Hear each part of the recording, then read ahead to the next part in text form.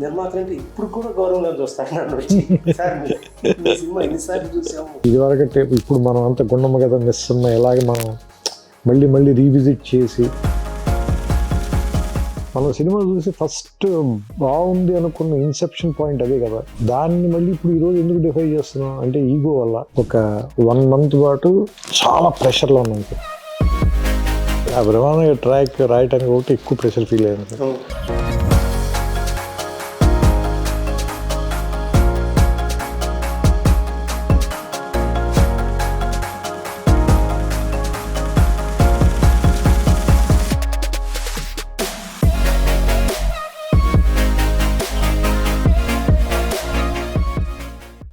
Film travel అంటే నేను నువ్వే కావాలో పెద్ద ప్రొడక్షన్ లెవెల్ పెద్ద ఇన్వాల్వ్ అవ్వాలా నేను. ఎందుకంటే నేను అప్పుడు చిన్నతో కూడా రాస్తున్నా ప్యారలల్గా. దానితోడు నువ్వే కావాలి ఇంకా మరీ అసలు స్టామింగ్ స్పీడ్ కదా అలా. ఇప్పుడు సార్ నేను అక్కడికి వస్తే అక్కడికి అన్నపూర్ణ పైన స్టూడియోలో నైట్ టైం ఆ పాట చేస్తున్నారు. ఇది లైవ్ ఆల్తా నైట్ ఎఫెక్ట్లో చేస్తున్నారు. అవును, అది చేసినప్పుడు వచ్చాను. తర్వాత ఇంకోసారి ఆ నైట్ టైం శుక్రియ సాంగ్ అది. తర్వాత నైట్ ఆ ఇద్దరి మధ్యన సీన్ ఉంటుంది కదా, ఏది నువ్వైనా నాకు చెప్పుండొచ్చు కదా అనేది ఆ గోడ దగ్గరే. అది తెల్లారేకంగా నేను దాదాపు 1 గంటన్నర 2 దాకా తర్వాత వెళ్ళిపోయాను. తర్వాత 4 దాకా చేశారు అది ఆల్మోస్ట్.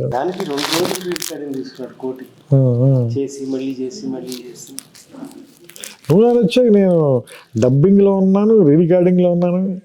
బాబు నెక్స్ట్ నువ్వు డైరెక్టర్, నెక్స్ట్ నువ్వే అందుకే నేను అన్నిట్లోనే ఉన్నాను. ప్రాబ్లం ఎక్కడ వస్తుందంటే ఇదివరకటి రోజుల్లో స్క్రిప్ట్ రాసి డైలాగ్ వర్షన్ వినిపించేవాళ్ళు నిర్మాత, లేకపోతే డిపార్ట్మెంట్ అందరూ ఉండి వినేవాళ్ళు. సో నువ్వు రాసిన చదవడం కాదు, నువ్వు చూసింది మేము చూసేవాళ్ళం ఆ ట్రావెల్కి. అది మన పక్క రూమ్, మేము రాసే రూమ్ కాకుండా పక్కన ఇంకో రూమ్ ఉండదు, అందులో కూర్చునేవాళ్ళం సెట్టింగ్. సో అందుకే ఈ సినిమాకి మనం ప్రకాష్ రాజ్ కాకుండా ఎవరిని ఊహించుకోలేకపోయాం. ఆ డిక్షన్తో సహా డైలాగ్ చదివి చెప్పేటప్పుడు ఓకే ఆర్టిస్ట్ మీతో కాదని కాదు కానీ ఇతను ఫిక్స్ అయిపోయాడు. సో అందులో 22 సీన్స్ ప్రకాష్ రాజ్ కాకుండా ఎవరిని ఊహించుకోలేదు. 22 సీన్స్ గుర్తుంది నాకు. నేను అన్ని ఏంటంటే నేను సెట్లో ఫస్ట్ మీరు హౌస్ సెట్ వేసిన తర్వాత అప్పుడు వెళ్ళి లొకేషన్ చూసి వచ్చారు. వచ్చి చెప్పారు నాకు అక్కడ హౌస్ అవుట్డోర్లో వేద్దాం అనుకుంటున్నాం అది ఇది అని. ఇది రానక్రామ్ కూడా వేసిన తర్వాత అప్పుడు అదే సెట్లో ప్రకాష్ రాజ్ వచ్చిన ఫస్ట్ డే నేనే కూర్చుని మొత్తం ఆ 22 సీన్స్ నేరేట్ చేస్తుంటే అతను తన హ్యాండ్ రైటింగ్తో రాసుకున్నాడు. అప్పుడు ఇంకా తెలుగు రాదు కానీ కన్నడలో రాసుకున్నాడు ఆయన మొత్తం అన్ని సీన్స్. గుర్తుంది నాకు, 22 సీన్స్ రాశాడు మొత్తం. అలాగే నాకు అది కూడా గుర్తు. నేను సుహాసిని గారితో సీన్ చేస్తుంటే వస్తే మీరు ఆ డైలాగ్ చెప్పారు, మంచివాడ చెడ్డవాడ అంటే కాదు మణిరత్నం. నాకు అంటే అందులో నేను రాసిన డైలాగ్ ఏంటంటే అసలు మంచివాడ చెడ్డవాడ కాదు మొగుడు అంతే ఉంటుంది. దానికి మీరు మంచివాడ చెడ్డవాడ అంటే కింద ఇద్దరు మెట్ల మీద పైన తీస్తున్నారు మణిరత్నం అన్నట్టు. నేను గట్టిగా నవ్వు వస్తే బయటికి వెళ్ళిపోయాను. Fantastic travel. ఇంకా తర్వాత శాస్త్రి గారి గురించి చెప్పాలంటే ఎంత చెప్పినా తక్కువే. నాకు బాగా గుర్తు ఏంటంటే మీరు నాకు మద్రాసు నుంచి ఫోన్ చేశారు. ఏది ఆయన ఆ పాట రాశారు, ఏది ఊనవుచారు. అందులో నాకు బాగా నచ్చింది. అందులో అది ఏది పట్టపగలు ఎవరైనా రాత్రిని చూస్తారా, ఆ కురులు చూపిస్తా కాదనక చస్తారా. అసలు ఆయన దీనికి పడ్డ ప్రసన్న అంటే అన్నింటికి అట్లాగే పడతాడు. ఇది ఈ పాట రాసి ఇది తీసుకుని ఊటీ వెళ్ళి షూట్ చేయాలి. ఎక్కడ న్యూజిలాండ్ నుంచి వచ్చాము, నాన్ స్టాప్ అంతా వర్క్ అంతా. సో అవతల శంకర్ మాధవన్ వచ్చాడు కోటి స్టూడియోకి. నేను చెప్పి ఒత్తిడి చేయలేను. అల్టిమేట్గా మనం అందరం కోరుకునేది మంచి పాట రావాలి కానీ పాట రావాలని కాదు. ఏం చేయాలి, ఓకే ఈ పాట ఆపేయాల్సి వస్తుంది, రకరకాలుగా అరే ఆగా వచ్చింది అది బిగిన్ చేసి అప్పుడు వరుస సరే పద బయలుదేరతాం అని పల్లవి బిగిన్ చేసి కార్లో రాసుకుంటూ వెళ్ళి నీకు అందులో పల్లవులు మొత్తం ఉండవు. అది ఎక్కడ మిస్టేక్స్ అయింది. అదే ఆ కురులు చీకటిలో చిక్కుకుని అని, ఆ కురుల చీకటిలో చిక్కుకుని ఉంది. యాక్చువల్గా తర్వాత కంప్లీట్ చేస్తారు. ఆ కురులు చూపిస్తే కాదనక చేస్తారు. బెస్ట్ పార్ట్ ఏంటంటే ఆయన రాసే ప్రతి లైన్కి మనం ఫాలో అవుతూ ఉండేవాడు. అల్టిమేట్గా తీసుకొచ్చి దీని పాట అని అంటాం కాదు. ఒక్క లైన్ రాసిన దానికి అసలు ఎక్సైట్ అయిపోయాడు. ఒక్కొక్క రోజు ఒక్క లైనే అంతే. తను చాలా రకరకాలు రాసి అక్కడ పెట్టేవాడు. ఇటు మని బాగుంది కదా, వాళ్ళు చేయడం బాగుంది కదా, తెలుసు రాదు గాలిపటం కాకినాడ అది ఈ మాట చాలు, ఇది అయిపోయింది. చరణం అయిపోతే అప్పుడు పదవికి వెళ్ళటం. ఫస్ట్ చరణం కంప్లీట్ చేశాడు, గాలిపటం కాకినాడ రాసి. అది నా రైటింగ్. చాలా నోస్టాల్జిక్ ఉంది ఇది వెనక్కి వెళ్తుంటే అసలు. నాకు మొన్న యోగేశ్వర్ తీసుకొచ్చిస్తే ఈ పట్టుకున్నప్పుడు శాస్త్రి గారి చెట్టు పట్టుకుని కాగితాలు కదా, అండర్స్టాండ్ ద ఫీలింగ్ అని ఇమీడియట్ గా అతను హగ్ చేసుకుని వెరీ వెరీ ఇమోషనల్. తొందరపడ్డాడు. పాటలు ఇటుకి ఇచ్చాడు కానీ మనిషి ఇట్లకి వెళ్ళిపోయాడు. ఈ సినిమా ఎంత గొప్పగా రావడానికి మనకు వెంకటేష్ కూడా తన contribution as an artist was extremely good. ఆయన అలా ప్రతి సీను ఏమంటారు గుర్తుంది కదా, మొత్తం డైలాగ్ అయిపోయిన తర్వాత ఫుల్ రీడింగ్ ఇస్తే 2-3 సార్లు రీడింగ్ తీసుకున్నాడు. మళ్ళీ ఇంకోసారి చెప్పాను. అంత అంటే అంత ఏమంటారు దాని లోపలికి ఆయన ఇంజెక్ట్ చేసేసుకుని చేశాడు. నాకు ఇప్పటికీ గుర్తు, ఆఖరి రోజున తను ట్రైన్ ట్రావెల్స్ సీన్ తీసాం. హైదరాబాద్లో బయలుదేరి నల్గొండ దాకా వెళ్ళి తిరిగి రావడం. అంటే ఫస్ట్ సీన్ లాస్ట్కి చేశాడు. అయిపోయింది. వాడు ఆఖరి రోజు పాటు గుమ్మడికాయ కొట్టారు. అప్పుడు అయిపోయింది కిషోర్. అంటే we never realise we shot it in 85 days totally. But all in one 85 days చేయడానికి 3 గంటల 14 నిమిషాలు సినిమా ఉంది. ఫైనల్ 3 గంటలకి తీసుకొచ్చింది. 3 గంటల 9 నిమిషాలు రిలీజ్ చేసాం. అంటే ఇప్పుడు యూట్యూబ్ లో 3 hours ఉంది కదా, 2 hours 4 minutes ఉంటుందా? అంటే బహుశా సెన్సార్ అవన్నీ ఉన్నాయి. సుహాసిని సీన్ గురించి ఎంత కాంట్రవర్సీ ఉండేది రిలీజ్ అయినప్పుడు. ఎందుకంటే ఫ్యాన్స్ వాళ్ళందరికీ ఆ సీన్. మీరు ఒక్కడే భయపడలా, నేను భయపడి అసలు నేను ఎలాగోలా కట్ చేసేద్దాం ఏదంటే ఏం కాదు నువ్వు ఈ వారం రోజులు వదిలే చెప్తాను నువ్వు అన్నారు. లేదు నాకు అది ఏమంటారు, నైట్స్ నాకు ఫోన్ చేశారు మీరు రాత్రి 11ంటికి 11:30కి.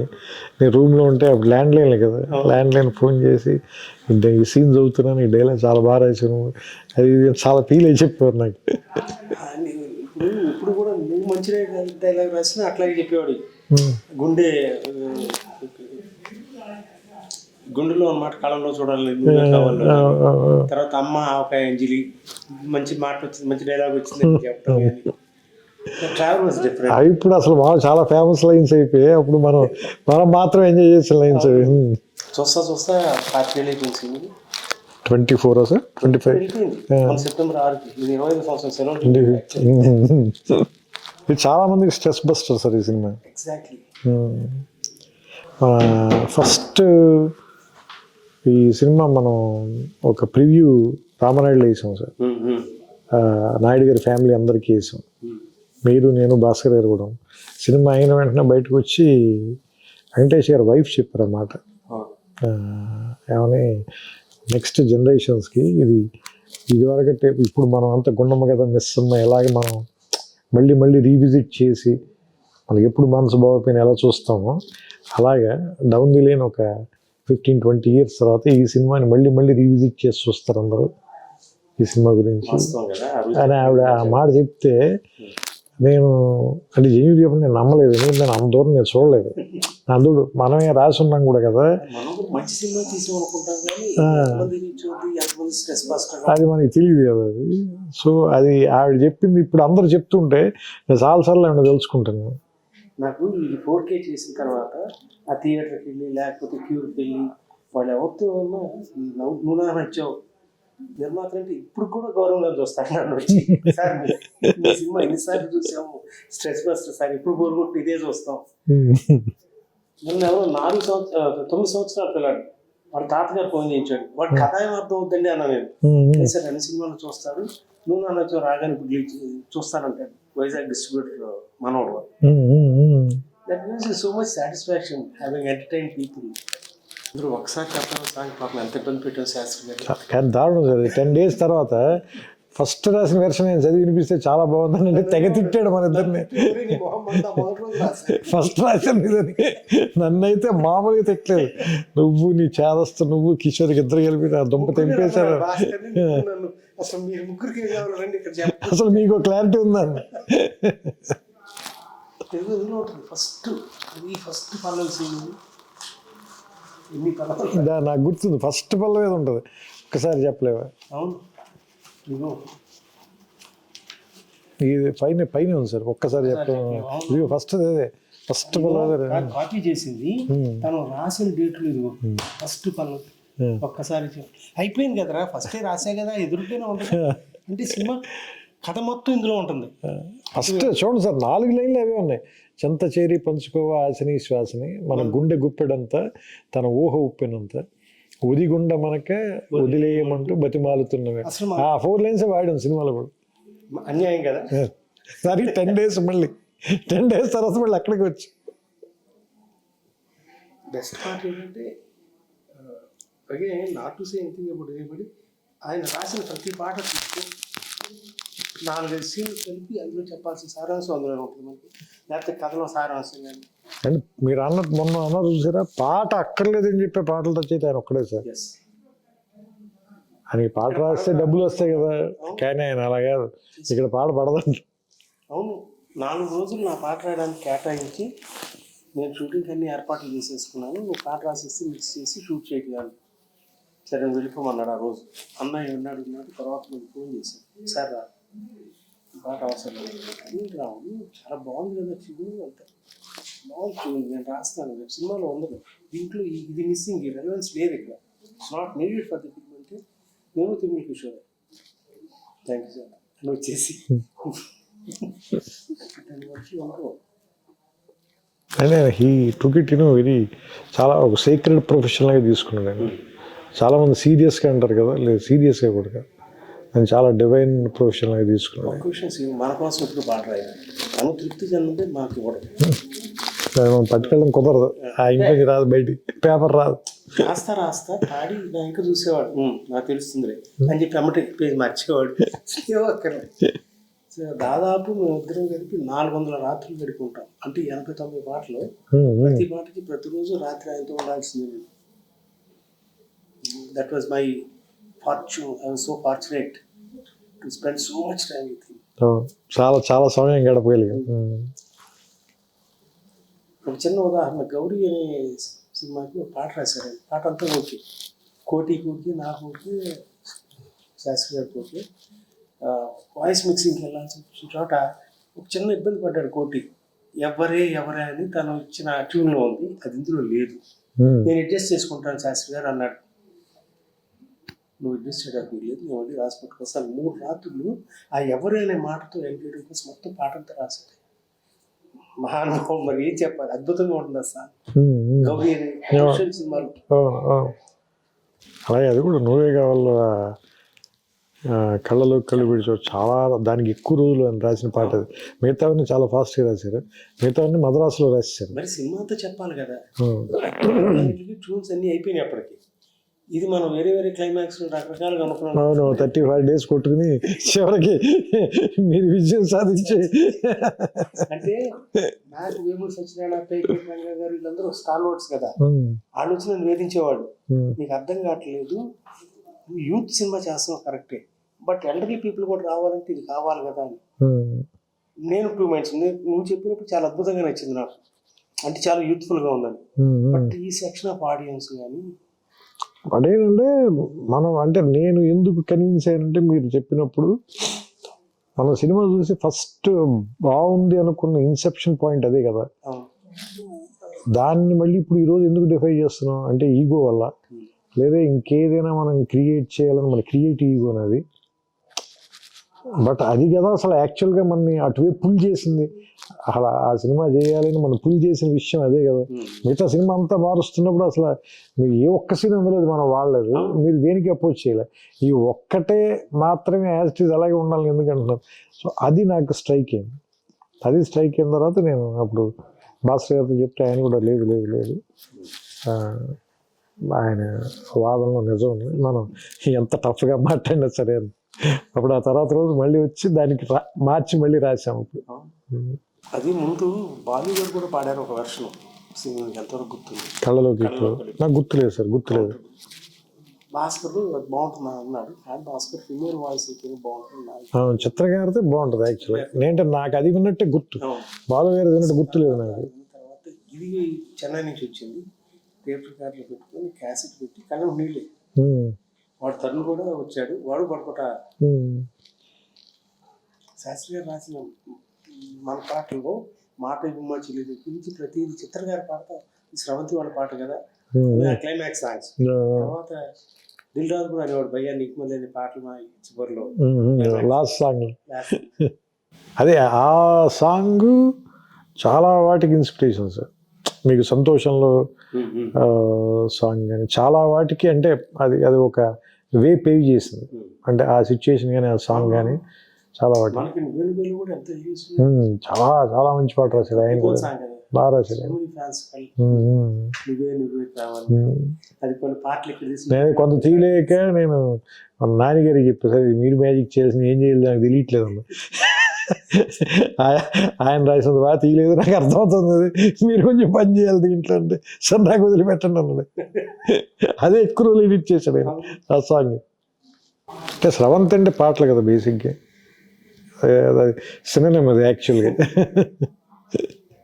అంటే నేను చెన్నై ఫస్ట్ టైం లేడీస్ టైలర్కి వచ్చినప్పుడు నాకేదో ప్యాషన్తో రాలేసి, ఎవరో స్నేహితులు వాళ్ళందరికీ సినిమా తీయాలని కోరిక ఉండి ఒక అడ్మినిస్ట్రేటివ్ ఆఫీసర్ నేను, ఇతనైతే చేస్తాడు బాగా అనే ఉద్దేశంతో వచ్చి ఆ సినిమా అయ్యేటప్పటికి నాకు పరిచయం వ్యక్తులు ఎవరు, ఒక సీతారాం శాస్త్రి గారు, ఒక తనిఖీల భరణి, హరి అన్మూరు, ఇళయరాజా గారితో పనిచేయటం, వంశీ లాంటి విమర్శ గారు, ఇది కదా క్రీమ్ ఆఫ్ ది ఇండస్ట్రీ. అంటే ఒక్కొక్క క్రాఫ్ట్లో ది బెస్ట్ పీపుల్తో అసోసియేట్ అయ్యి ట్రావెల్ చేసే అవకాశం, దీన్ని విడిచిపెట్టి ఎట్లా వెళ్తాను నేను? So I was so fortunate, I started following in love with the cinema. ఇంకా అప్పటి నుంచి ఇక ఇందాక నువ్వు వస్తున్నావు వెయిట్ చేస్తా, నువ్వే కావాలంటూ నా అప్పులు తీర్చుకున్నాను, నువ్వు నాకు నచ్చావుతో ఇదిగో ఇప్పుడు నివాసం ప్లస్ కానీ దానికి చాలా డబ్బు వచ్చింది, దాచుకుంటే 100 కోట్లు అయ్యేదేమో, కానీ ఇంకో సినిమా తీయడానికి డబ్బులు ఉంటే చాలా మా స్వప్నంతోనే చేశాను నేను, నో రిగ్రెట్స్. సో మనకి నిజంగా మనకేం తెలుసు ఆ టైంకి, అది ఫ్లో అవ్వాలంతే.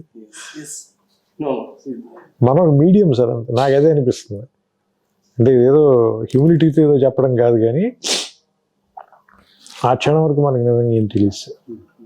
నువ్వు నచ్చావు ఎగ్జాక్ట్గా చెప్పాలంటే ఒక 1 month పాటు చాలా ప్రెషర్లో ఉన్నాను సార్. ఎందుకంటే టేక్ ఆఫ్ ముందు అసలు ఎలాంటి కథ చేయాలి అనే దానికి నేను మిమ్మల్ని విజయభాస్కర్ గారిని ఇద్దరిని రెచ్చగొట్టేశాను. నేను వెంకటేష్ గారికి కథ చేసేస్తున్నానని చెప్పేసాను మీ ఇద్దరికి. మీరు మీ అనుభవం కొద్దీ పెద్ద ఎక్కువ ఆవేశపడకుండా సర్లేసి ఎక్కువ ప్రెషర్ ఫీల్ అవ్వడానికి take your time and do it, let us see ఎలా జరిగితే ఎలా జరుగుతుంది అన్నట్టు చెప్పారు మీరు. ఎందుకంటే మీరు అసలు ఒక్కసారి కూడా ఫోన్ చేసి ఎంతవరకు వచ్చిందని అడగల, ఎందుకంటే మీకు తెలుసు అడిగితే ఇంకా ప్రెషర్ ఫీల్ అయిపోతాడని. ఒక 30 days కూర్చున్నాను నేను భాస్కర్ గారు. రోజు రావటం, ఆయన ఇంట్లో కూర్చోవటం, లేదంటే నా రూమ్లో కూర్చోవటం, లేదంటే శ్రవంతి ఆఫీస్కి రావటం, కొమ్మని తింటాం, వెళ్ళి పడుకోవటం తప్ప అసలు ఏమి ఒక 20 days 30 days అయితే ఏమీ రాలేదు sir. Nothing was in my mind. ఒకరోజు సడన్గా నాకు కళ అనుకోవచ్చు సార్, అది మీరు కళ లాంటిది నిద్రపోతుంటే వచ్చిందో ఏంటో అలాంటి ఫీలింగ్. ఏంటంటే ఒక కాలనీలో ఒక అమ్మాయి తాలూకు ఎంగేజ్మెంట్ జరుగుతుంది, ఫస్ట్ చెప్పింది గుర్తుందో లేదు, ఎంగేజ్మెంట్ జరుగుతుంది. అదే కాలనీలో వాళ్ళ ఇంటి ఎదుర్కొన్న ఇంట్లో అద్దెకి దిగారు ఎవరు, హీరో వాళ్ళ ఫాదర్ వాళ్ళు. వాళ్ళ మదర్ లేదు కాబట్టి రేపు పంపించడానికి పాలు కావాలి, వెళ్ళి వాళ్ళ ఇంటికి వెళ్ళి తీసుకురా అంటే వాళ్ళ ఇంటికి వచ్చినప్పుడు ఆ అమ్మాయి వాళ్ళ ఇంట్లో ఎంగేజ్మెంట్ జరుగుతుంది, ఆ అమ్మాయికి అనే విషయం ఇది తెలుస్తుంది. అక్కడ వాళ్ళిద్దరు మొట్టమొదటి పరిచయం, అక్కడి నుంచి లవ్ స్టోరీ స్టార్ట్ చేద్దాం సార్. ఎందుకంటే ఎవరైనా ఇప్పటిదాకా ప్రీ క్లైమాక్స్లో కదా హీరో హీరోయిన్కి వేరే వాళ్ళతో ఎవరితో ఎంగేజ్మెంట్ అవడం. Suppose if it is the Inception point వేస్తే అంటే అప్పుడు మీరు అన్నది కూడా నాకు చాలా కష్టం కదా, మరి మిగతా సినిమా అంతా ఎలా నడుపుతుంది పైన, ఎట్లా నడుపుతుంది దీని మీద, అది నీకు ఎక్కడ ఇబ్బంది అనిపించుకున్నాను చెప్పాలి. అవును, ఏదో ఒకటి అంటే వైల్డ్గా కథ చెప్పేయటం కూడా కాదు కదా మన ఉద్దేశం. So it has to be under the society నార్మ్స్లో ఉంటూ ఎట్లా చేయగలవు నువ్వు అంటే then it started flowing sir. Next 10-15 రోజులు మొత్తం సినిమా ఫస్ట్ ఐడియా స్ట్రైక్ అవ్వగానే అన్నీ మారిపోయాయి. అసలు వాళ్ళ కాలనీలో దిగటం అనేది లేదు, వీళ్ళ ఫాదర్ ఫ్రెండ్స్ అని అదొకటే ఉంది, మిగతావన్నీ మారిపోయి. అది నిజంగా కత్తిమీద సాంగ్ మన భాష మాట్లాడుతుంటే ఒక క్లిప్ చూసాను, ప్రతి ఎక్స్ప్రెషన్ తీసుకోవడం దగ్గర ఇట్ వాజ్ నైఫ్ ఎడ్జ్. ఎక్కడ దాటాలి నువ్వు రాయటం, తను ప్రజెంట్ చేయటం కానీ పెర్ఫార్మెన్స్, అది అసలు మనం అంటే అంత ఫాస్ట్గా కంప్లీట్ అవుతుంది అనేది నేను ఊహించు. స్ట్రైక్ అయ్యి అప్పుడు నాకు భయం వచ్చేసింది, ఏంటంటే మనం అనవసరంగా ఇది కమిట్ అయినట్టున్నాం మనం. నేను చెప్తాను, అక్టోబర్ 13న నువ్వే కావాలి రిలీజ్ అయింది. సో ఆ జోష్లో వాటిలో నువ్వెవరు వెళ్ళటం, లేకపోతే నేను అక్కడెక్కడ పార్టీలు చేసుకోవటం. నవంబర్లో ఎప్పుడు మరి సినిమా స్టార్ట్ చేసేద్దామా, ఇప్పుడు ఫిబ్రవరిలో మనం సినిమా షూటింగ్ స్టార్ట్ చేసాం. నువ్వే కావాలి 100 days అప్పుడు నేను భాస్కర్కి వెళ్ళాము, చెన్నై రికార్డింగ్ లో ఉన్నాం, పియానో సాంగ్ రికార్డింగ్. అలా ఆశాసేని క్యారెక్టర్ రావడానికి ఒరే గుర్తుంది, వెంకటేష్ గారికి మొత్తం కథ చెప్పిన తర్వాత ఆయన కథ అంతా బాగుంది, నాకు ఏ చేంజ్ లేవు. ఆయన ఒకే ఒకటి అడుగుతాను, నేను సినిమా మొత్తం ఒకే ప్లేస్లో అయిపోతుంది, కొంచెం ఏమైనా బయటికి తీసుకెళ్ళే ఛాన్స్ ఉందా, అలా అని ఈ కథలకు ఎసెన్స్ పోకూడదు, నువ్వేమైనా ఆ విషయంలో ఆలోచించంటే అప్పుడు ఇమీడియట్గా అది ఊటీ వెళ్తే ఎలా ఉంటుంది. ఊటీ వెళ్ళాలంటే అసలు ఆ అమ్మాయిని ఫస్ట్ ఇంట్రడ్యూస్ చేస్తే బెటర్ కదా. సో అలా ఫస్ట్ హాఫ్ జస్ట్ ఇంట్రడ్యూస్ చేయొద్దు, ఓ సాంగ్ ఉంటే బెటర్ కదా. సో అలా ఆ సాంగ్ వచ్చింది. సో దానివల్ల 2 సాంగ్లు వచ్చాయి. సెకండ్ హాఫ్లో బోనం ఉత్సవాలు వచ్చింది, ఫస్ట్ హాఫ్లోనేమో ప్రియతమ పాట వచ్చింది. అంటే భాస్కర్ గారికి ఏమో 6 పాటలు ఉండాల్సింది. అవును, వాళ్ళిద్దరు ఆర్మీ కనెక్షన్ కదా. శాస్త్రి గారు కూడా అదేనా, ఇది భువన్ చంద్ర పాట అయ్యాది. ప్రీతమ అని రాసినట్టున్నారు కదా, భువన్ చంద్ర గారు రాసినట్టున్నారు ప్రీతమ పాట పియానో సాంగ్. కోటి కూడా ఏమాట ఎక్స్ట్రాడినరీ. అసలు ఈ సాంగ్స్ ఎంత అద్భుతంగా వచ్చినా బ్యాక్గ్రౌండ్ స్కోర్ మీకు తెలియదు. నేను భాస్కర్ కలిసి బ్యాక్గ్రౌండ్ స్కోర్ ఎంత రామారాయణ చూసాను, నాకు టెన్షన్ వచ్చేసింది. అందుకు చాలా ఓవర్ డబ్స్ యాడ్ చేయలేదు. మిస్ అయిపోతుంది, ఏంటి తేడా కొడతాను. నేనున్న తర్వాత వచ్చినప్పుడు మీరే చేయించారు, భాస్కర్ గారు కూడా లేరు, మీరే కూర్చున్నారు. నేను వచ్చి దాదాపు ఒక రాత్రి ఆల్మోస్ట్ ఆ రోజు ఒక 1 గంట దాకా కూర్చున్నాం మనం. అంత 6 రోజుల ముందు చూసి డిసప్పాయింట్ అయ్యాను, ఎక్కడో ఏదో తేడా కొడుతుంది. మన సినిమా కోసం కొంత కారు ఉంది కదా ప్రకాష్, కూడా అందులో కారు వేసుకుని వెళ్ళిపోతుంది విజయవాడ రోడ్లో. ఆర్ఎఫ్సి దాటిన తర్వాత గుర్తొచ్చింది, అక్కడి నుంచి ఫోన్ చేసి మన నైట్ తిరిగి వచ్చి. లేదా నెక్స్ట్ డే మీరు ఉన్నప్పుడు నేను కూడా వచ్చి నాతో కూడా ప్రతి సీన్లోనూ చేసాం. మళ్ళీ అప్పుడు నాకు గుర్తుంది, అతను పక్కన ఒక అతను ఉండేవాడు అసిస్టెంట్, ఎవరు మన జీబు, కరెక్ట్ జీబు ఉండేవాడు.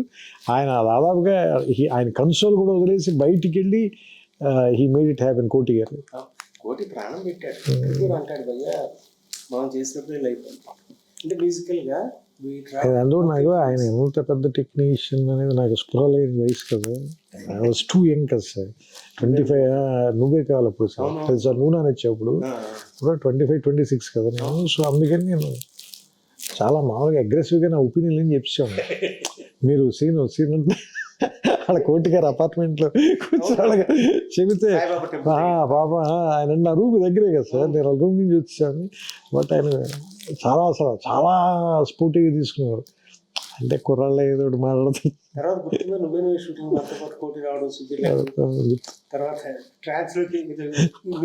పప్పులో చికెన్ కలిపి ఉండేవాడు గుర్తుందా మీకు? మీరు అన్నారు ఇది ఒక విచిత్రమైన వంటకం అయ్యేది, ఇప్పటిదాకా నేను ఎప్పుడు తినలేదన్నారు. అలాగే హారతి గుర్తుందా మీకు? రోజు పొద్దునే ఫైర్ డిపార్ట్మెంట్ వాళ్ళు పోలీసు వాళ్ళు వచ్చి తరుణ హారతి ఇస్తుంటే చాలా డబ్బులు కట్టాం. అది గుర్తుంది నాకు. మీరు నీ భక్తి చాలా కాస్ట్లీ నాకు. పొద్దున్నే స్నానం చేసి మంచి టవల్ కట్టుకుని మరి పూజ చేశాడు పొద్దున్నే.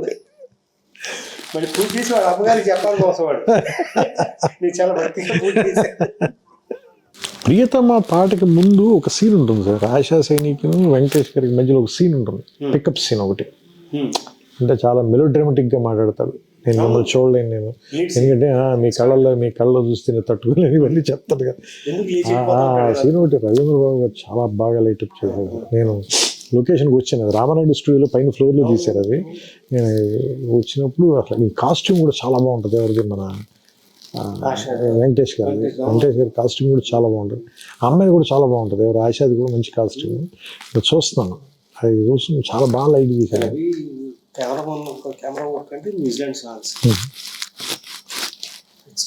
ఉన్నమాట చెప్పలేవు ఆ పాట, చాలా బాగా తీసాడండి. ఉన్నమాట చెప్పలేవు పాట. ఇది మీకు గుర్తుంది లేదు, మన బస్సులో వెళ్తుండేవాళ్ళం కదా, వెంకటేష్ గారు సాయంత్రం సార్ ఆపేసి సన్సెట్ బాగుంది ఇక్కడ తీసేద్దాం 2 షాట్లని. ఆయన అసలు ఇమీడియట్గా అసలు నాకంటే నేను తర్వాత చాలా పాటల కోసం కానీ లేదంటే సీన్ల కోసం కానీ అబ్రాడ్ వెళ్ళాను, కానీ that was my first trip కదా, అందుకని దట్ వాజ్ వెరీ స్పెషల్.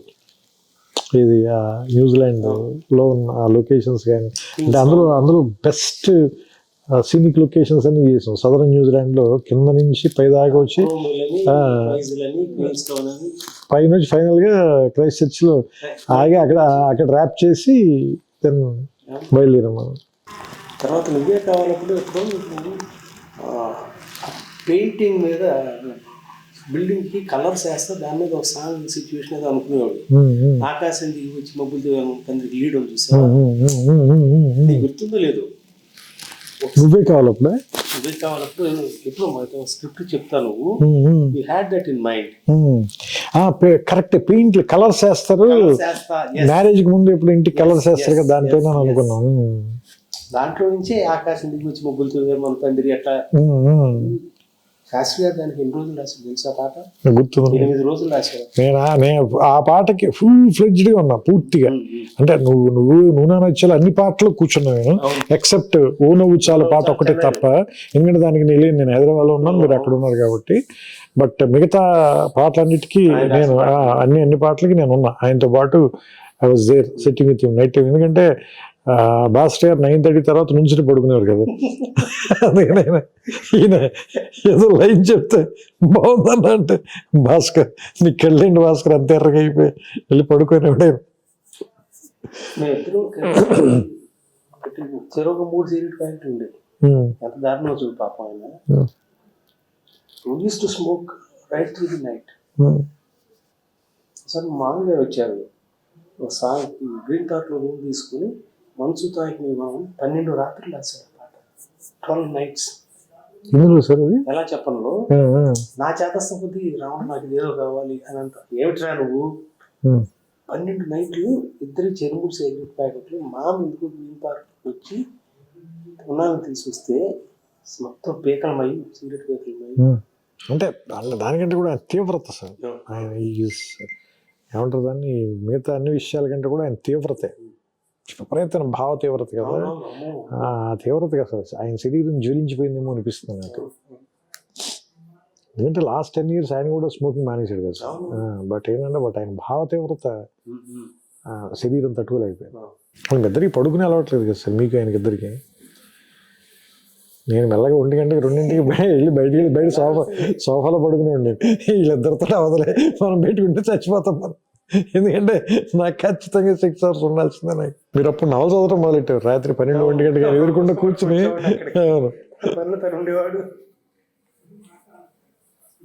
ఎదురు భీమా మనకి కిందకి వెళ్ళి టీలు తీసుకొస్తున్నాడు.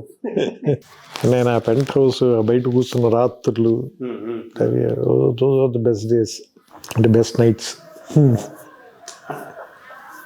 దాని రిజల్ట్ కదా ఇవాళ కూడా వెంకటేష్ గారి వైఫ్ సినిమా చూసి కాలం గుర్తుపెట్టుకున్న సినిమా. ఇవాళ ఎవరిని అడిగినా కానీ ఎవరితో మాట్లాడినా అది రెస్పాన్సిబిలిటీ అండి. నాకు ఎప్పుడు మూడ్ బాగా లేకపోయినా వెళ్ళిపోయి సినిమా కసి చూస్తాను. అట్లాంటివి చాలా తరచుగా వింటూ ఉంటాం. బట్ అంటే కథ విన్న వెంటనే సార్ అంటే అందరికంటే మనం ఎవరికి ఎక్కువ క్రెడిట్ ఇవ్వాలంటే వెంకటేష్ గారికి.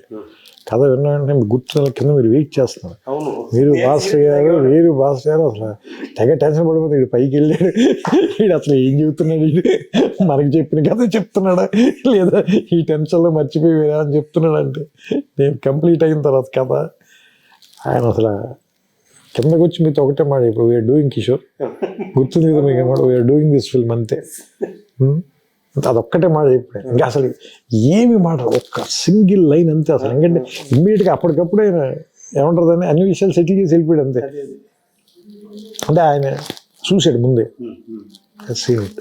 నాకు వెంటనే చెప్పాడు సార్, నెక్స్ట్ డైలాగ్ రాయడానికి ముందు ఇంకోసారి ఊటీ దాని కరెక్షన్ చెప్పడానికి వెళ్ళినప్పుడు, ఇది క్యారెక్టరైజేషన్ బేస్డ్ సినిమా సీన్ ఇది, దీని అందుకని ఏంటంటే నువ్వు నాకు డైలాగ్ రీడింగ్ మాత్రం కొంచెం 1-2 సార్లు నువ్వు నాకు ముందే డైలాగ్ రీడింగ్ ఇచ్చేస్తే నాకు if I have dialogue with me, so నేను ఇంకా ఏమన్నా దాని మీద వర్క్ చేయడానికి ప్లే చేయడానికి బెటర్ అవుతున్నా. ఫస్ట్ ఆయన అడిగింది నాకు డైలాగ్ ఇచ్చాను. పోర్ట్రే చేశాడు ఆ సినిమాలో. హీరోయిజం కాదండి, నొబిలిటీ ఆఫ్ ది క్యారెక్టర్, ఆ క్యారెక్టర్ నోబుల్నెస్. ఒక్క ఫైట్ లేదు సార్ సినిమా, ఒక్క ఫైట్లో ఒక హీరోయిక్ డైలాగ్ ఉండదు. ఫైట్ లేదు కదా అన్నది చిన్నపిల్లతోటి. అంటే ఆయన కాబట్టి అంత ఏమంటారు దాన్ని ముందుకు వచ్చి చేసేయడమో అనిపిస్తుంది కదా. సో ఒక్కోసారి అది మనకి ఆ థాట్ రావడం, ఆయనకే చెప్పాలనిపించటం. ఎంతమంది దాన్ని అంత జడ్జ్ చేయగలుగుతారు, అట్లా చూడగలగాలి మొత్తం. అంటే అందులో ఏం ట్విస్ట్ ఉండదు సార్, ఏది అసలు ఏ రకమైనటువంటి కమర్షియల్ ఎలిమెంట్ ఉండదు. చాలా అసలు ఒక రకంగా చెప్పండి చాలా ఫ్లాట్గా అనిపిస్తుంది వింటున్నప్పుడు. ఎందుకంటే చెప్తున్నప్పుడు మనకి పాటలు గట్రా ఏం ఉండవు కదా సార్, మన దగ్గర మ్యూజిక్ కూడా ఉండదు. But he has seen the film అనిపిస్తుంది. బ్రహ్మానందం గారు ఆ బ్రహ్మానందం గారు ట్రాక్ రాయటానికి ఒకటి ఎక్కువ ప్రెషర్ ఫీల్ అయ్యాను సార్. ఎందుకంటే చాలా అంటే నేను ఫస్ట్ టైం బ్రహ్మానందం గారికి రాయటం అదే. అంటే అప్పటిదాకా నేను రాసిన స్వయంవరంలో కానీ బ్రహ్మానందం గారు లేరు, నువ్వే కావాలో లేరు, చిన్నవతలో ఉన్నారు కానీ చాలా చిన్న పోర్షన్ ఉంటారు. పెద్ద ఎక్కువ సీన్స్ ఉండవు, 2-3 సీన్సే. ఈ సినిమాలో చాలా ఇంపార్టెంట్ ట్రాక్, దాంతో చివరిలో క్లైమాక్స్ దగ్గర ట్విస్ట్కి హెల్ప్ అవుతాడు.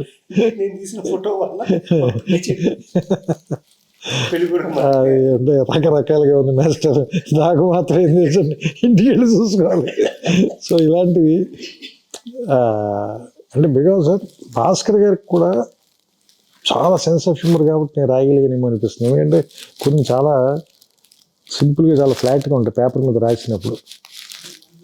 బట్ ఆయనకున్న సెన్స్ ఆఫ్ హ్యూమర్ చాలా very high level sense of humour. ఆయన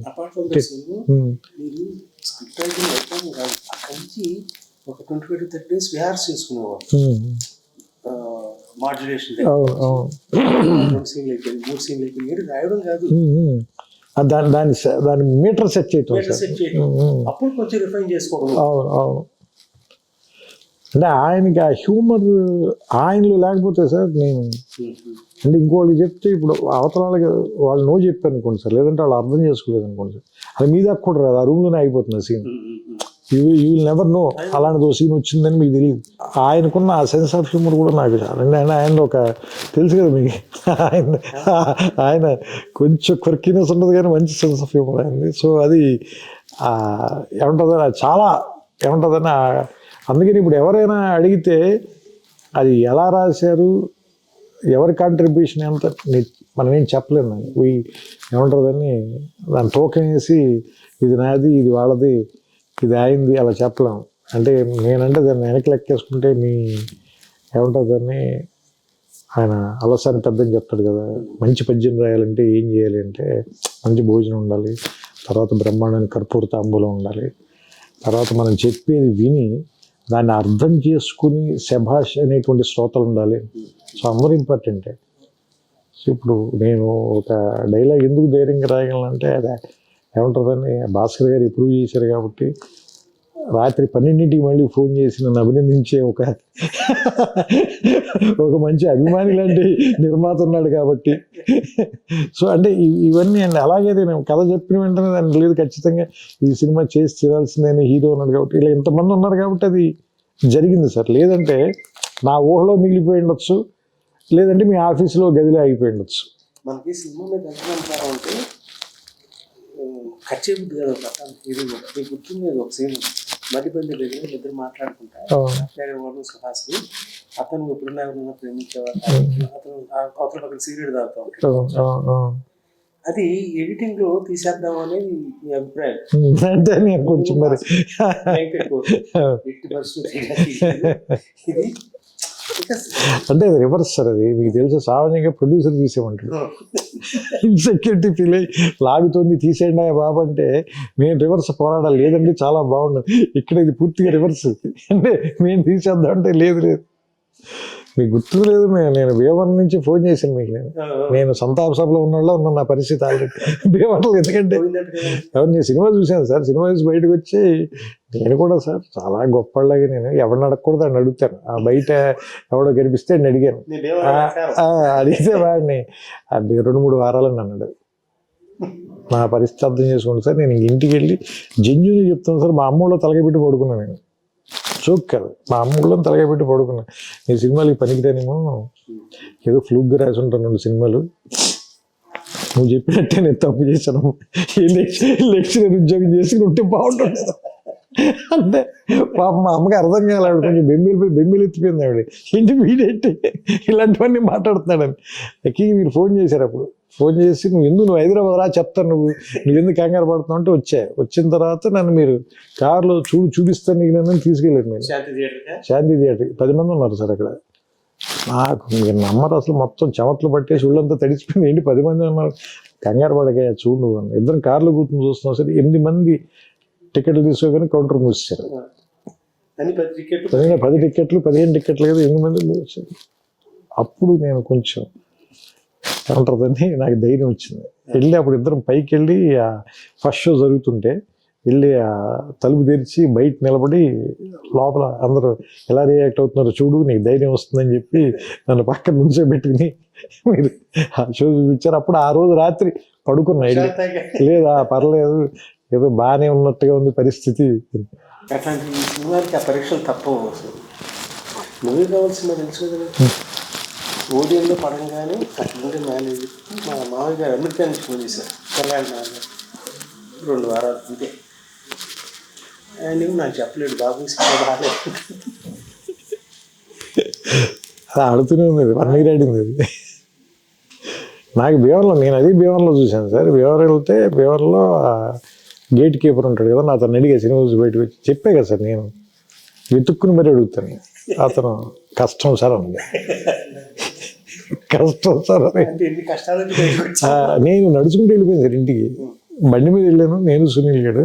నేను అక్కడి నుంచి నడుచుకుంటూ వెళ్ళిపోయా షాక్లో. ఏంటి ఇలా ఉంది ఇలా చెప్తున్నారు. ఆ తర్వాత సార్ అదే థియేటర్లో 300 days ఆడింది సార్.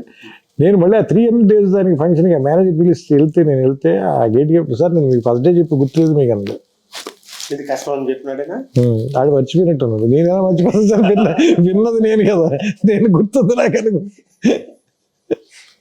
అంటే కొన్ని సినిమాలు అంటే డబ్బు తీసుకొస్తాయి సార్, కొన్ని సినిమాలు పేరు తీసుకొస్తాయి సార్, కానీ గౌరవం మాత్రం కొద్ది సినిమాలు తీసుకొస్తాయి.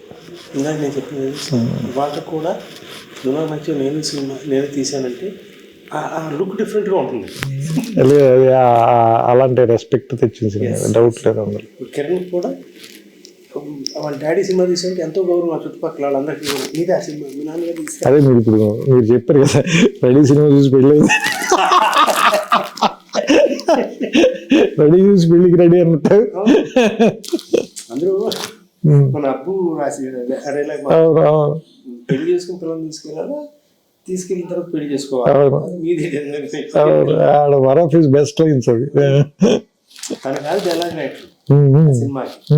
బట్ నేను చక్కగా నాన్న అబ్బురా చేసుకో. సో ఇదివరకు మనం రిలీజ్ చేసినప్పుడు ఆస్ట్రేలియా, యూకే ఇన్ని ఎక్కడ రిలీజ్ చేయాలి. ఆ రోజులు లేదు కదా, ప్రింట్ లేదు. సో కొంతమందికైనా రీచ్ అవుతున్న ఉద్దేశంతో ఆ కంట్రీస్లో కూడా లిమిటెడ్గానే రిలీజ్ కానీ, బట్ యూకేలో కొంచెం ఎక్కువ రిలీజ్ చేస్తున్నారు. 7 places-లోనే. Let us see how people want to have look at it now. అంటే కమ్యూనిటీ బికాజ్ సార్ ఇప్పుడు ఇందులో కొత్తగా వాళ్ళు తెలుసుకోవాల్సింది అయితే ఏం లేదు sir. Because they know this film, they own this film. నేను వాళ్ళు లవ్ చేశారు, రిలీజ్ చేశారు దీన్ని. వాళ్ళ జీవితంలో చాలా మంది భాగం అయిపోయిన సినిమా ఇది, అందులో నా సందేహం లేదు. ఇప్పుడు ఏంటంటే కమ్యూనల్ ఎక్స్పీరియన్స్ కోసం సార్, అంటే ఎక్కువ మంది జనంతో అంటే ఒక కుటుంబంతో కలిసి చూసే చాలా మంది వాళ్ళ ఇళ్లలో ఓటీటీలోనూ లేదంటే టీవీలోనూ. ఇప్పుడు చాలా కుటుంబాలతో కలిసి ఓ థియేటర్లో చూస్తూ ఒక ఎక్స్పీరియన్స్ని. రివ్యూ వచ్చాక చూద్దామని డిసైడ్ చేసుకోవాలని అవసరం లేని సినిమా కదా ఇది. సో ప్రెషర్ లేకుండా వెళ్ళిన సినిమా ఇది కూడా మంచి ఎక్స్పీరియన్స్ యాక్చువల్గా. అంటే శుక్రవారం వచ్చే మొదటి ఫోన్ కాల్కి భయం ఉంటుంది కదా, సో అలాంటి భయం అక్కర్లేని ఒక ఎక్స్పీరియన్స్ని కూడా నాకు తెలిసి నువ్వు నేను వచ్చి మిగిల్చింది మనకి. Thank you sir, thanks for everything.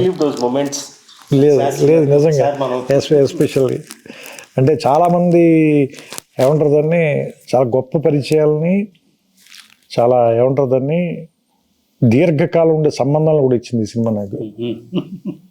అంటే వెంకటేష్ గారితో కానీ లేదంటే బట్ అంటే మీతో అని చెప్పలేదు, ఎందుకంటే అప్పటికే అంతకంతకు ముందు నుంచి, అంతకుముందు 2 ఏళ్ల ముందు నుంచే కూడా ఈ సందర్భంగానే అది ఈ కథ మనం టీవీలో అది మీకు తెలుసు కాబట్టి మనిద్దరం ఆ కుట్ర గురించి, ఆ కుట్ర కోణం మనిద్దరికి శాస్త్రి గారికి తెలుసు కాబట్టి దాని గురించి ఇప్పుడు మాట్లాడుకోవద్దు. Love you sir, thank you sir.